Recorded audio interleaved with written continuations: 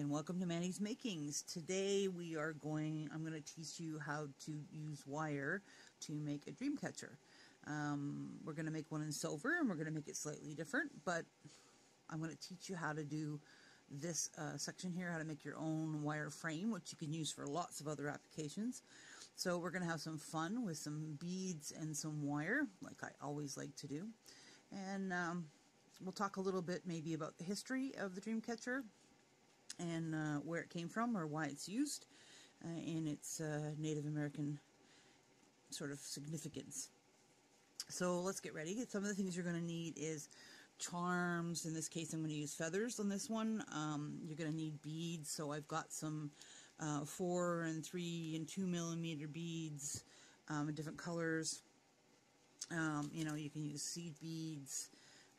So then this one and the other one, I use 2 different colors of seed beads and some 4 millimeter and 2 millimeter crystals. And you're going to need some wire. So in this one that I'm going to be making for you today, I'm using 18 gauges my frame wire and 26 gauges my weaving wire.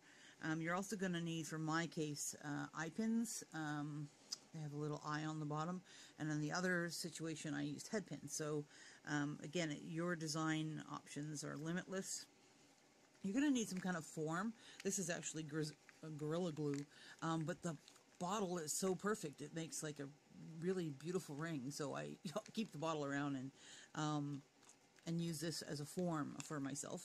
You're going to need your basic wire tools, you know, your pliers, your cutters, you know, your round nose pliers. And today you're going to need a couple of special tools. If you don't have them, and that's a block and a hammer. And I'm going to do that so that I can strengthen my loop before I start to actually weave around it so that it can hold up. And this is just a chasing hammer, and I'm at a steel block that needs a good cleaning. But anyways, there we go. So cut yourself off about a 6-inch piece of your 18 gauge wire. And when you get that done, come back to me and we'll get started. Okay, so the first thing we have to do is make our form. So this particular thing I'm using, you can use a prescription bottle, pill bottle, candle. Candle's a little soft, but you know, even something simple like this that I store my extra weird one-off beads that I find on the floor in different places. You know, that's pretty close to the same size, so you could use that as well. That would work. Just anything that goes around here. So let's wrap around the form. So basically it's like, you know, using a ring mandrel, where we're just going to bring it around the form. And what I want to do is I want to bring it around the form one side all the way. I don't know if you can see this with the thing inside it, but one side's all the way around the form and the other side's still sticking up a little. So pull it around the form, one side's good. Okay. So now I'm going to take, and now that I have the basic shape, I'm going to hammer it. So this is where your bench block comes in, and your hammer. And the thing is that you don't want to hammer this, you don't want to kill it. You can, if you want, you can use the round edge and make it have, you know, little texture to it if you want. But if you want to just strengthen something, you can use this, or a rubber mallet is fine. I have one of those too. And you don't want to, like, you're not smashing a nail in place. You're just, these are jewelry taps. Okay, so I did that off screen so you didn't have to listen to me banging and banging. But I want you to see how much more stiffened this is. See how that's not easily, you know, it's keeping its shape. And that's the idea, is we want it to keep its shape. So now I'm going to take it back to the form, and I'm just going to squeeze it in again to make sure that we're still on the form. Just, I want to keep the shape and the size. We're going to have to do this a couple of times with your form. So now we're going to make a little loop in the end that we're going to wrap around this end. So we're just going to make a traditional, how we always make loops.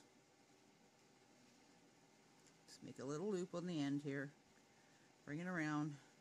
Now you can bring this all the way around if you want and feed the wire through, and I actually, in this case, am going to do that. So I've got a little closed loop. You can see that. And I'm just going to take this other end and stick it through. There we go. And usually it goes through pretty easily. being a little persnickety, so let's take these.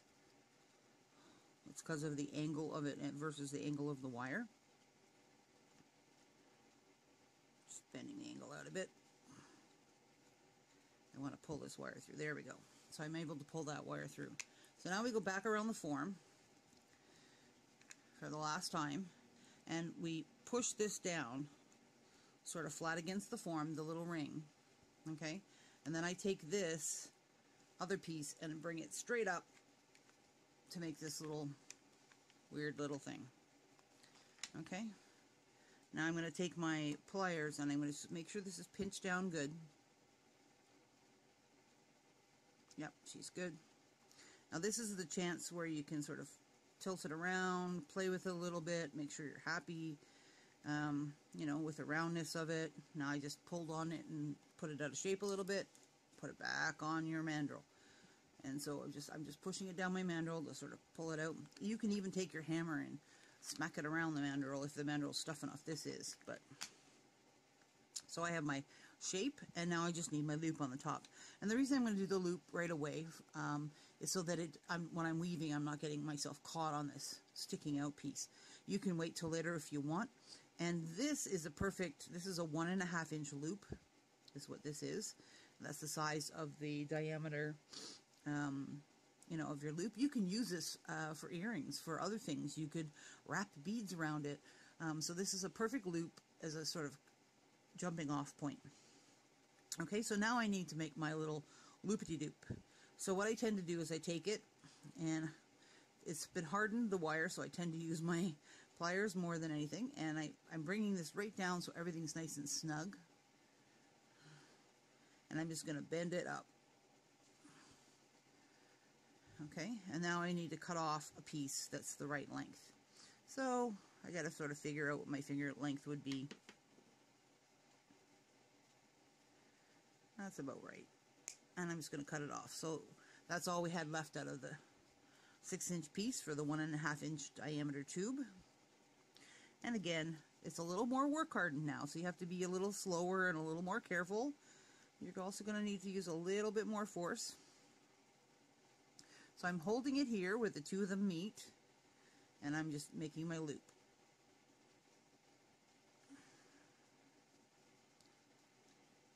Pliers around, making my loop.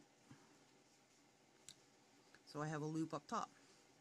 So there's your wonderful finding that you can use for earrings, for all kinds of stuff.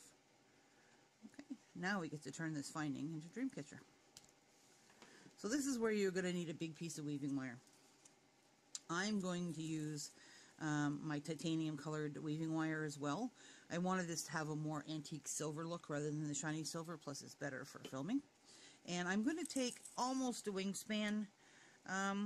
You don't quite need a wingspan. You need a 1/2 and then a 1/2 of the other side. So 3/4 of a wingspan, I guess that would be the right amount. Depending on how many times you go around, depends on, you know, what you actually need. So my loop wraps around the front here. So this is going to be my front. So I like to have my weaving wire come up and over.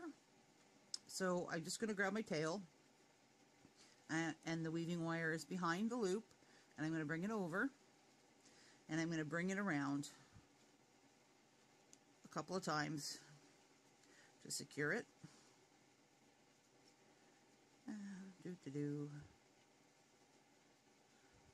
Okay, and I'm going to squish it together. There, you can use your pliers for that if you want. And now I'm just going to grab a hold of that little tail, which it didn't leave myself much, and I'm going to push that towards the center there for now. We'll cut that little piece off as soon as we get a couple of loops made. Okay, so a couple of things you need to know when you're using weaving wire to do this kind of thing is that you need to keep your weaving wire fairly smooth. And my habit is every time I do a loop, I pull my fingers down the entire length of the wire to the very end, and when I get to the end, then I can bring the end back. And that becomes my way of keeping my wire fairly smooth, okay? I'm not worried about this last inch or so, but before then I worry. So I'm going to I just looped from the front, I looped through the back, and now I'm on top of the other wire. Okay? Now, I get it to about this point where I have to have it out farther. I'll try to get in a little closer and a bit, but I need to figure out my spacing. So you can do a couple things. You can use your thumb, you can use whatever. I like to use my thumb, and I just sort of bring it around and go, how big do I want my loops to be? The idea is to be consistent. Whatever you decide, you can use tools if you need to. You can, you know, take this and make your loops around that if you want. Or another mandrel, or a pencil, or whatever. So I do them by hand, but you know, whatever works for you. So I'm going to start my first group of loops about there. So bring this up a little bit. Alright, so I still have that weaving wire sticking in the middle, and I'm going to take this and I'm going to bend it right where I want my loop size to be. And this is where it gets a little trickier, but I'm going to try to get my thumb over top of that wire as I pull this in tighter. Okay, so this is what I have so far, right? So I can hold on now with this hand. I'm going to switch hands and I'm going to pull. Okay, and I actually pull it up a little bit so I don't get the big gappy loops at the top, because sometimes you get big gappy loops. Now this can still be moved. I can still make the loop longer or shorter or stubbier, or again, it's your choice. Okay, let's do the next one. So I'm going to round this out a little bit with my finger, and then I'm going to pull all the way to the end of my wire, which you can't see because I couldn't even show you that without showing my entire workspace. Bring your up from the back, and the idea is to make it come into a big fat loop. See, it's a big fat loop, so there's no kinking can happen as you're doing this. Okay, set my spacing. So look about the same, close enough, pull with my one hand, when I get it, sorry I didn't bend it, pull with my one hand there, that's better. See, the bend makes a difference. I can actually get it in tighter. Check, double check to see that you're happy with the size of the loop. Okay, this is a patience project, not a speedy project, and I'm going to pull. Now if you're not happy with the loop, you can grab a hold of this and pull down, and it'll tighten up the loop some. See, I just tightened the loop some. Or if you need to make the loop bigger, you can put in something in it and pull a little bit against it, and it'll make your loop a little bit bigger. Okay, so you know, you have a choice in how you do this. Alright, let's pull in a little bit for all those people who love it up close, and I'll show you me making another loop a little closer. Okay, so I'm taking my finger and I'm sort of just rounding that front edge, because I don't want this edge here to be, you know, crooked or have a kink in it or anything weird. Bring my hand out all the way to the end of the wire, and at this first, your wire is really long, so it's a real pain. I'm going to bring it in the back of my loop, and I'm going to grab a hold of the tail, and I'm pulling. And I'm turning it into a big loop like I showed you before. Okay, alright, so now we got to set the size. So I take a look. Am I happy with that size? Do I want it smaller? Do I want it bigger? When I get it to there, I bend it over just so it's doing that. I hold on to it with my thumb, and I pull with this hand. When I get it pulled with that hand, and as you can see, this particular technique requires you to move a lot. So that looks a little bigger than the other two, so I'm going to pull a little bit more and make it a little smaller. Now, they don't have to be perfect. The idea is to try to keep some consistency, but dream catchers are, as you know, could be as diverse as you like them to be. Okay, so I'm going to do this all the way around this loop, setting my little things, making my little loopity-doops. Okay. I got caught on a tool. Never good. Keep your tools far away. Okay, so there we go. Got a better grip on it. Take this and make it the size that I want it. Bend it over. Hold on. Pull. Okay, so this is a good way to get started. Alright, so I'm going to finish this around here, and when I get back here I'll show you how to come over to the other side and how to start your second set. Okay, so I'm back, and I've got 14. I've spread them out a little bit so they're a little flatter because I'm going to be pulling them in the center. If you start with bigger loops, you get a bigger sort of loop when you pull them in. See how these are pulled in? So it depends on, you know, the look you want. So I'm going to start with a little bit shallower loop. Okay, and let me just pull back out a bit because I'm finding this a little too close. There we go. Okay, so now I'm at the top and I'm really close to this, so I want to cut that off because I want to get it out of my way. So I'm just going to bring this around so that it's on the inside, and I'm going to cut it there and get rid of that piece of wire. Double check to make sure everything's good.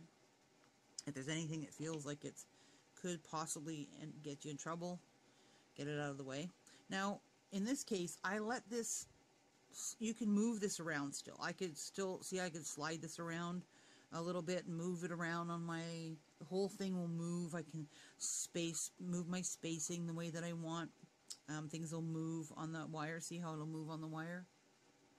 On the big wire. So you can, you know, play with things if you want at this point. And I'm going to make one more loop at the very top here. And I'm going to come around the far side of that, this wire here, and make my loop. And that puts me sort of where all the wires join in the center. Now you want to go in the middle of each of these now. And again, I'm going to use my thumb. So I'm going to pull this, and I'm going to let it sort of gap over a little bit. On the previous one, come on, my wire's wanting to curl another direction. There we go. So I'm going to put it up through the loop this time. Okay, so I'm coming up through the loop, not through, see, it's in this loop here, not through the, yeah. Something's wrong here. Yeah. All right, so the wire's on the front. The wire's on the front. I'm going to come up through the loop. Actually, I usually do it the other way, back down. So, give me a second here.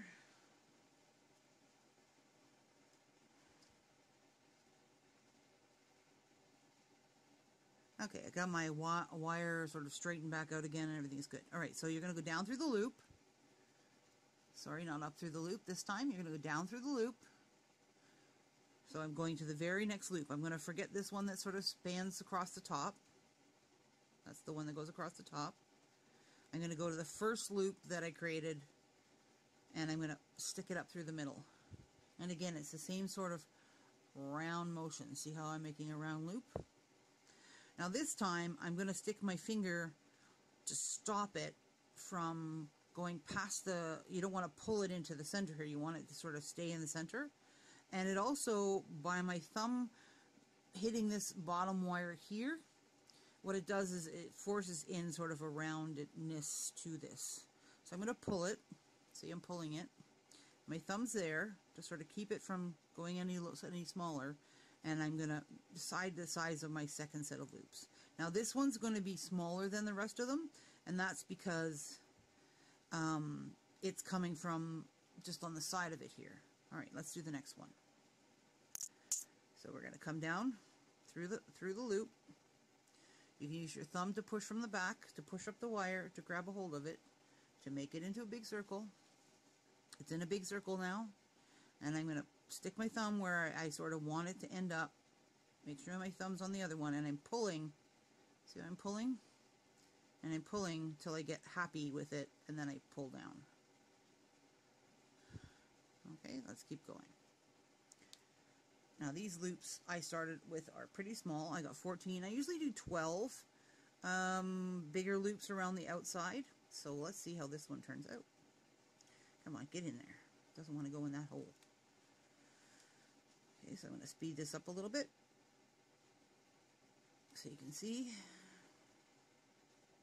And again, I don't care if it's got a bit of a hook on the back side here. I'm just going from loop to loop. I'm just putting the wire in the loop, making sure my hand's on top of the loop.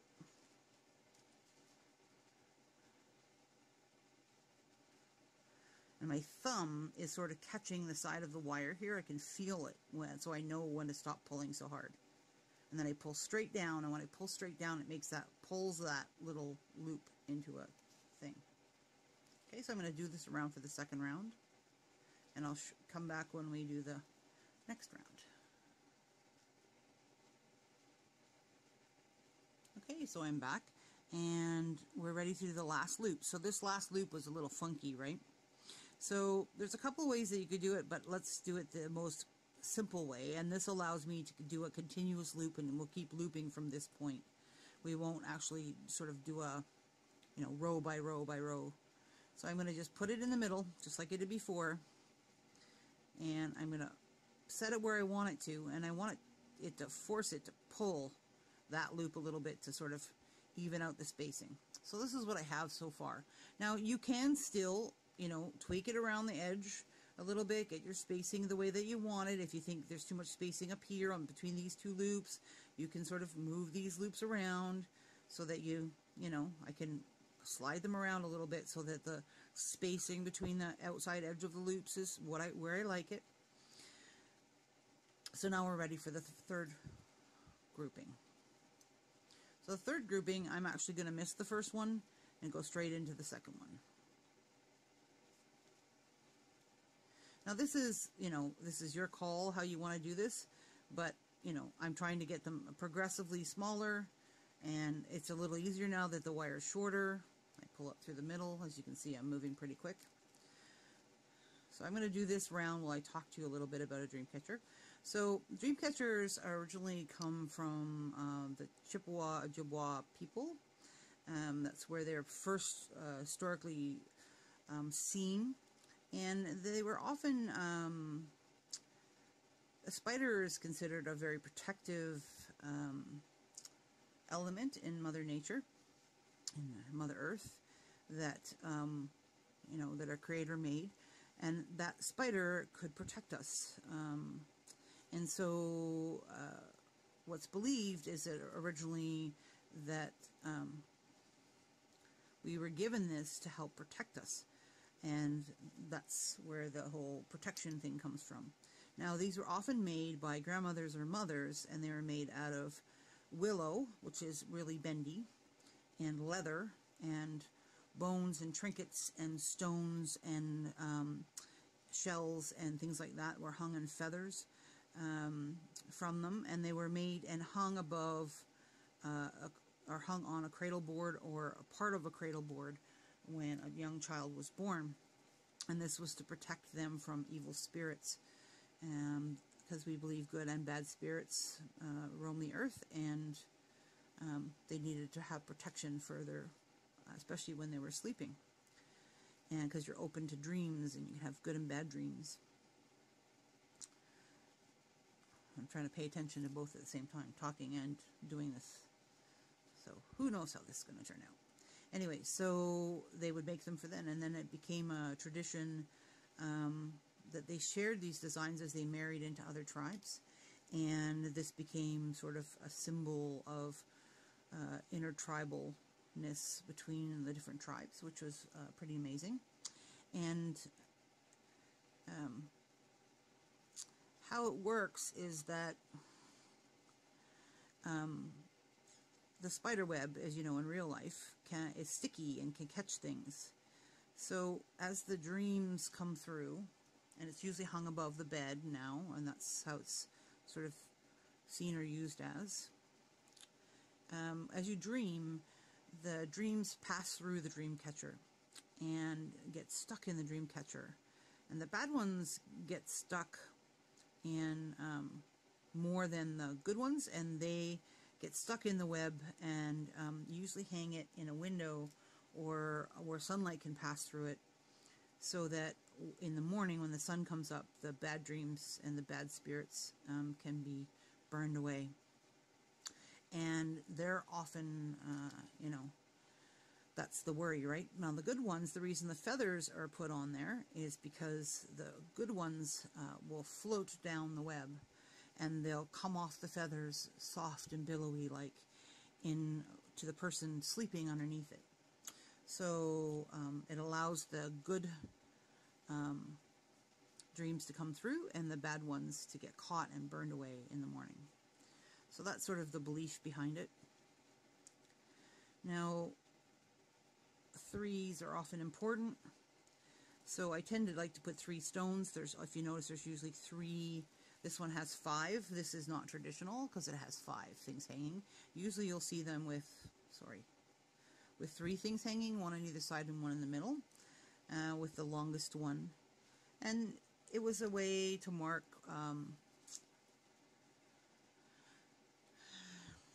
what you hung on them. Also marked significance to things that were important to you. So you'd often put little pieces of jade and little pieces of, you know, obviously feathers. Feathers are sacred to our people. So pieces of antler beads or things like that that were really important to us. So as you can see, I've just been going around as we've been talking, and I'm almost through another row. Doesn't take that long. Okay, so we're getting in tight enough now that I'm happy to put beads on, and I like to put 3. So I just picked out some beads that I thought would be fun and that sort of play up. So I have a 4mm bead, and I have a couple of different 3mm beads. So this one's called Blue Magic. It's a 4mm, and I just taken them off the strand, labeled my little envelope with, you know, a Sharpie. So I'm going to put one of those on there, and let's put on, let's see, let's do this crystal blue rainbow.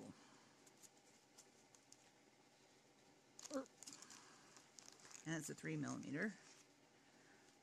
So now they've become dream catchers have become really commercialized in the you know, last 50 years or so, and they're not used for the same purpose. They're decorative now. People wear them all over the place. They wear them on themselves. And this is, I'm making this for somebody to wear. It could be used as a pendant for sure. It could be used as for earrings. It's only 1.5 long, so with a dangle, it's quite nice. It'd be a nice large size pair of dreamcatcher earrings. All right, time to do the next one. Where do I want to put it? Put it here. And there's no, I mean, yeah, there's significance to directions, but I'm not worrying about that as I'm doing this today. Okay, so let's do a couple more. I try to catch almost every one. You don't have to catch every one. If the spacing doesn't look right, if you're going to catch every one, then don't catch every one. So, and each time I'm pulling towards the center, and it causes that sort of little V to happen in the, if I do this here, you can see how this comes like a little V, and it keeps it stuck in the center. It also makes this very strong webbing. Okay, so let's put a bead on. Let's put a bigger one on because we're still in a bigger loop. You could put the big one in the center if you want. You can put it whatever you want. So I'm putting a bead on. So I'm going to skip this one here, and I'm going to go to the next one because I need to have space for the bead. That's the only reason I'm doing it. Okay. So I want to make sure that still pulls in the center of this one. And I still have some space on the other side of the bead to be able to put the wire in when I do the next round. So my wire is getting a lot thinner.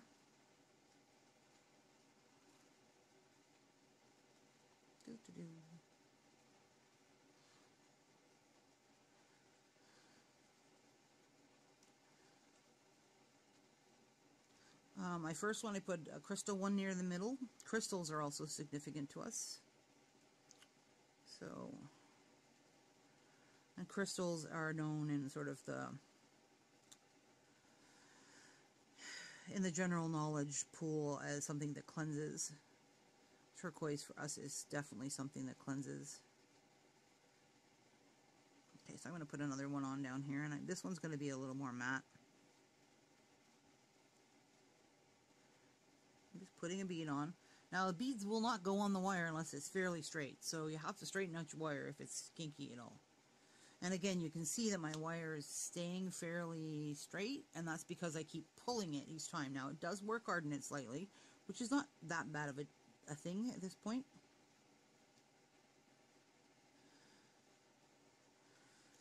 Okay. So I'm just putting it where I want it, pushing, pulling, and then pulling tight, and then pulling straight into the center. The other thing is when you make something in our native tradition is that you need to think about the person who's going to receive it. So you think about good thoughts for that person and well wishes. You think about how this is going to not only beautify their life but help them in some way, to give them peace and strength. You know, that just wish, I don't know who's going to receive this or who's going to get this, or who may buy this or whatever. So I'm just thinking in general, if I know the person I'm making something for, then I definitely want to, you know, think about that person a lot, and while I'm doing it, and I'm putting positive thoughts. And the way we think is really important in our Aboriginal world, especially when we're doing beading, you know, regalia beading or medicine bag beading or any of that kind of stuff, or, you know, making some of these sacred objects for us. They're very spiritual to us, and I don't want to sort of get choked up, but they're very spiritual to us, and they're, it's important enough that if you're not in the right frame of mind, you don't do it. You don't make it. And not anybody, and let's say somebody's working on a big regalia piece, not anybody and everybody would be allowed to do that, work on the piece. And often it's a community thing where several people do different parts of the piece. But it's an honor to be allowed to work on somebody else's piece that they're going to be wearing for powwows or whatever. And your mind has to be, and your spirit has to be in the right place for you to do that. Otherwise, you shouldn't be doing it. And that should be the way it is for all the things that we make and we give to other people in our lives, that we, especially that we care about. You know, they should come with love. They should come with well wishes and not frustration. And, you know, we fill up the things around us with our energy and our spirit, and that's significant. So I'm coming back around to this other bead now. So I'm just gonna, I put the wire beside the bead this time, and then bring it up from the bottom. And if you notice, I've been using my pliers a couple times. Sometimes I can't get the wire with my fingers once this hole in the center gets really tight. So I put it there, and I'm doing the same motion, and I'm going to pull this really tight. Okay.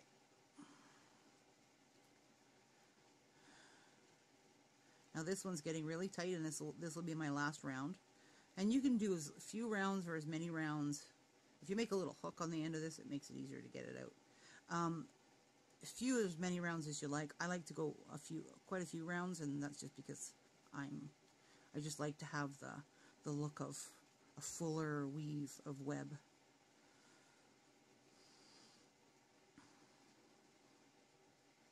And where you feel led to put the stones, and what stones you feel led to put in, your spirit tells you, then do it. You know, there's no right or wrong. That's what's so nice about this. This is just about doing something that's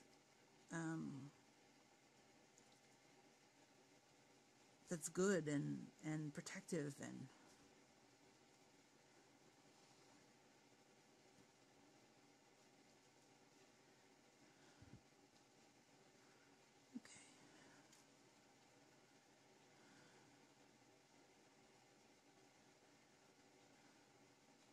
now it gets tighter and harder, as you can see, to get around this stuff. That's okay. I'm just taking my pliers as you guys are watching me do this in real time.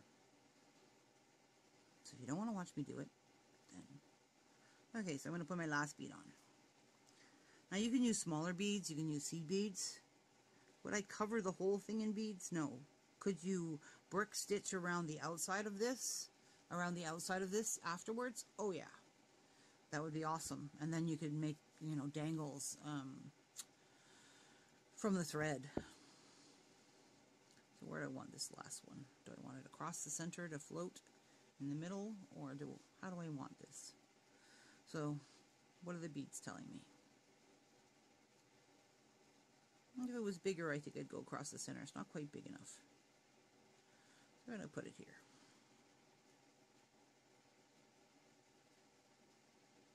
Just finding the hole I want to put it in, grabbing a hold of the wire from the back, and I need to grab the wire from between. Again, it's that same loop motion. Make sure that that's inside the loop. And I'm going to pull really tight. Okay, when you want to finish this off, the easiest way is just to, you know, do a couple more loops and then finish it.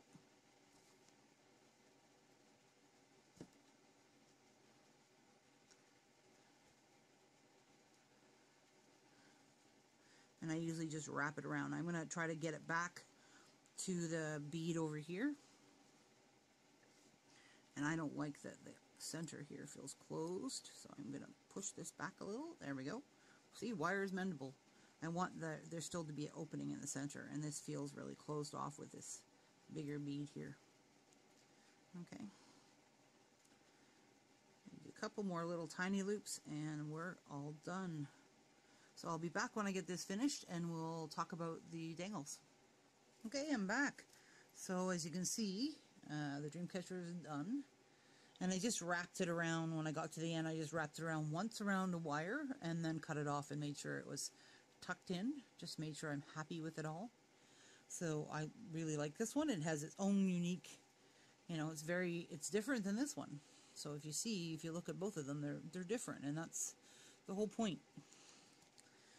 So have fun, be creative. So now I got some beads out. So I have one of my big beads, I have 3 of the little blue ones, and I have 3 of the other ones. And then I grabbed some Mayuki crystal Labradors, because they sort of go with the silver. Because you need to fill up the wires, if you're using wires rather than beading thread, with some kind of bead. So I'm going to have the 3 feathers. Now, there's the center point here. I can actually count one, because there's 14 of these, so I got 1, 2, 3, 4, 5, 6, 7, 8. So 7 was down here, so that's sort of the center point here. So I'm going to shift this just a little bit so that I have, that's okay. I want my center point to be a little bit more free, so that I have my center point down from below. I can hang something, and then I need to be able to hang something about here and about there. So, how do I want to do this? Let's go the other way, because I find these are too close on this side and not close enough on the other side. So let's bring these all a little bit further apart. So I'm spreading them further apart. Okay, so down the center, I still have my empty, and I can hang one here and here, or here and here, and they're fairly equal from the top. Okay? As I said, you can still move them a little bit, which is great, but it's like, this is tough. It's not going anywhere. Looks like I bent it just a slight bit on the top here. There we go. Oop. Alright, so let's make the dangles. And I'm using eye pins because I'm going to hang these from them, and you can hang them on right away. So let's do that. So I'm just going to open my eye pin, and hopefully they fit. If they don't, I'm going to have to get some jump rings out. So I'm just taking it and opening it judiciously, because I'm trying to be better about not opening things too little. Closing it, making sure everything's level. There's one eye pin started. Now, if the loops are too small, you can make your own eye pins pretty easily by making, doing this out of your own wire. It doesn't really matter what wire you use. Oop. Let's see what side I want. It doesn't really matter. They're both the same.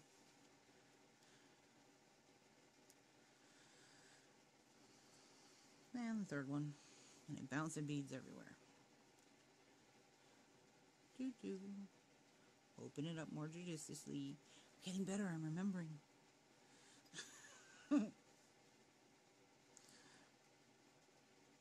And I want to thank you guys for all your kind words and comments below. Just remember that you please like, share, and subscribe if you want to see more videos like this. And, you know, definitely subscribe for sure, and you'll get notifications if you want, if you push the little bell. So I have the 3 of them set up like this, and now I just need to put the beads on them. So my center one's going to be the different feather, and I decided on that when I was picking out the things that I wanted. So I'm actually going to put a silver bead on first, and then I'm going to put this on. Not that I need to, but... So that's going to be my sort of middle dangle. So now I need to figure out if I want what I want to do. So I'm going to put another silver bead, and I'm just going to create a pattern. I think I'm going to go with a lighter crystal in the middle. Now these I know all fit on these gauge head pins. So the 2, 3, and 4 millimeter all fit quite easily. And this adds just a little bit of sparkle and movement, especially if you're going to wear this as a piece of jewelry. Another seed bead.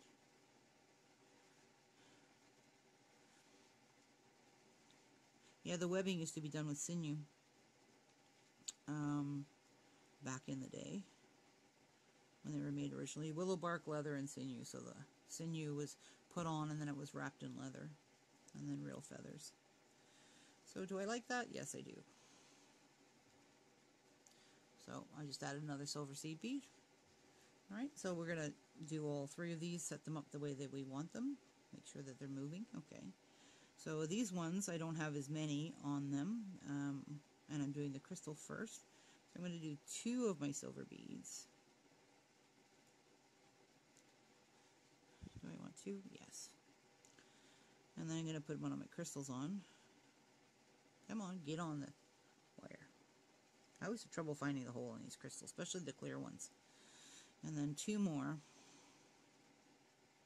And then one of my matte crystals. And then 2 more. So I'm spacing this one out a little bit differently. It looks different than the center one. And that's fine. So 2. Now I want to do my left and right the same. So 1. And this is me just doing it as I go. I don't have a silver one already made with the exact design. So, and again, it's what I feel needs to happen for them. So I have the 3 of them made, so they're all ready. So I can get these seed beads out of the way before I bounce them all over the table. I'm just using the cap to pick them up. I'm being lazy. There we go. Alright, so they're out of the way and I don't have to worry about bouncing them around. Alright, so we're just going to do a little loop on the top. So, just like any other tutorial you've seen me do where I made loops, I'm just taking it and putting my thumbnail next to the thing and bending it at 90 degrees. I'm holding it against my finger. I'm cutting it off.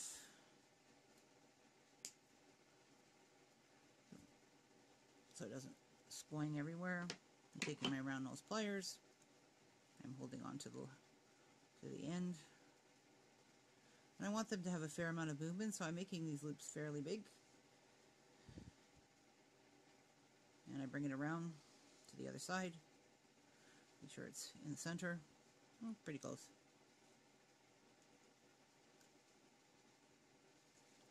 So there's one done. Now we're going to do 2 more. So I'll make those 2, and then we just need to attach them. Okay, so we have all 3 of them done, and now we're just ready to put them on the loop. So again, the one I want to put in the center, so I made sure that there was no wire right next to the center. You know, that's kind of important. And then I need to figure out where I want the other 2. And I usually like to have them a little further spread. So I'm just spreading these things so that they're a little bit more evenly matched, and my center's got a bigger space. So I want that there and there. Let's bring this down a bit. So I'm trying to make these 2 sort of line up with each other so that I have a nice line on those 2 on the outside, and then the one in the center has some space to move. Okay. So let's put on the one in the center first, and this is just like putting on any kind of loop. You just open it up, and there's no right or yeah, this is the right side. Let's put the wrong side. And the reason it was the right side was because of the way the loop wraps around at the top. Okay, and we're just going to close this and make sure it's good and closed. And it's on the same, they're all on the same plane. I don't want the beads wiggling around in there. There we go, there's one.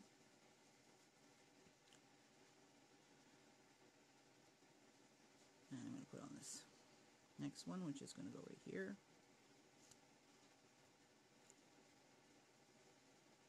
I did it again. I was going to try to do a whole video without being cheap on opening my jump rings or opening my things. Didn't succeed. Do better next time. Make sure it's all closed. Everything's on the same plane. Come on. And last but not least,